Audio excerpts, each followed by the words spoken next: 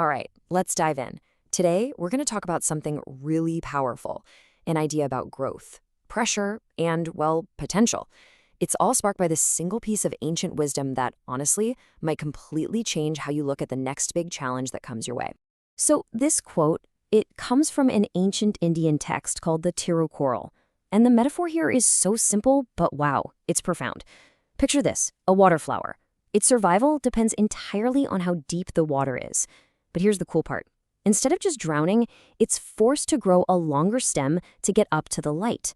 The challenge, the deep water itself, is what makes it grow taller.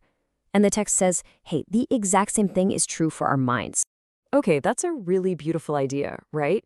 But what does a flower in a pond have to do with us, today, in our jobs, in our lives? Well, let's put it to the test. Let's take this ancient wisdom and drop it right into a modern-day business that is, on the very brink of collapse. Let's see how it holds up. All right, so let's head over to Seattle. We're at a company called Apex Logistics. And for them, things are getting intense. There's a storm brewing, and it's not just the classic Seattle rain. This one's happening inside the company walls. So yeah, Apex Logistics is in deep trouble. They just lost their biggest contract, which is a huge deal. The water, so to speak, is rising fast. And what is that water? It's the crisis itself. We're talking immense pressure, debt piling up, a workload that just feels impossible. I mean, it's a situation that I think a lot of us, unfortunately, can probably relate to. Okay, so right in the middle of all this chaos, this rising water, we meet our two main characters, David and Sam. And I want you to think of them as two seeds, okay? Planted in the exact same pond, about to face the exact same challenge. Now, to really get what happens next, you have to understand this one crucial thing. David and Sam started from the exact same spot. I mean, they were basically professional twins. Same junior manager title, same degree, they even started on the same day. So when everything else is equal, what's the one thing left? The only variable? It's their mindset. And David's reaction? It's instant. He looks at this massive problem and just sees a wall, a ceiling. He's thinking it's impossible. For him, the water is just way too deep. The only outcome he can see is failure, is drowning. It's like his mind has already drawn a line and said, this is my limit. But then there's Sam. He's looking at the exact same situation, right? The same deep water. But his takeaway? Totally different. For Sam, the depth isn't a stop sign. It's a signal. It's a sign that says, hey, the standard protocols aren't going to cut it. So what does that mean? It means they have to build new ones. And this is the key difference, right? The problem becomes a reason to innovate, not a reason to give up. So over the next couple of weeks, as the pressure just keeps mounting, this huge difference in their mindsets, well, it sends them down two completely different paths.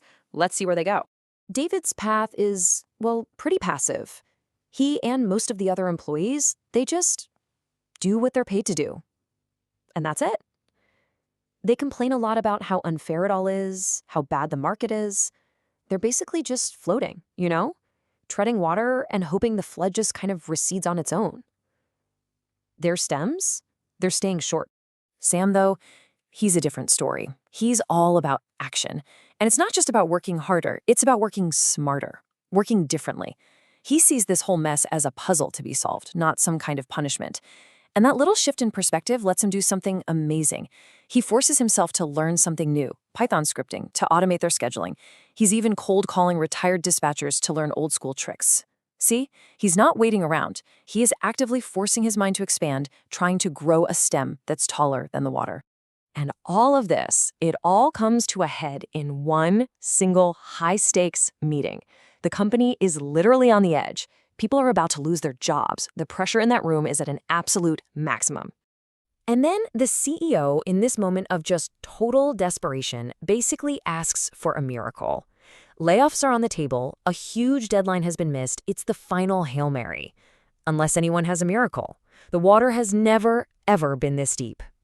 And that's when Sam stands up. But what he presents isn't some magic trick. It's the miracle he built himself. It's the direct result of him growing that longer stem for the past 2 weeks. He shows them this new algorithm he coded, using that Python knowledge. It treats shipping routes in a totally new way, like a decentralized network. And the result? It would save them 18% on time and let them make the deadline. It was a real, tangible, company-saving solution. Wow. After a moment like that, you can kind of guess what happens next, right? The outcome feels, well, inevitable. Over the next few months, the consequences of their two very different approaches become crystal clear. Fast forward 6 months. The difference is just stark. David? He's still at the same desk, doing the same work, and telling everyone that Sam just got lucky. It's the classic passive explanation, right? But Sam? He's now the director of operations. He's in the corner office. And he knows it had nothing to do with luck. It was a direct result of the choice he made during that crisis. And when David finally works up the nerve to ask Sam, "How did you do it?" Sam's answer just hits you right in the chest. It gets right back to the heart of that ancient proverb. It wasn't about the situation, he explains. It was about a choice. Okay, so let's just break this down so it's super clear. The water in the story, that was the crisis at the company. The flowers, that was Sam and David. The stem, that's the key part. That was the effort, the mental expansion, the choice to grow. And the result, Sam's promotion and success, that was the height of the flower. It was directly proportional to how long he chose to grow his stem. All right, so let's bring this all back to us, because this isn't really a story about two guys named Sam and David at some logistics company, is it? It's a parable. It's a story for every single one of us.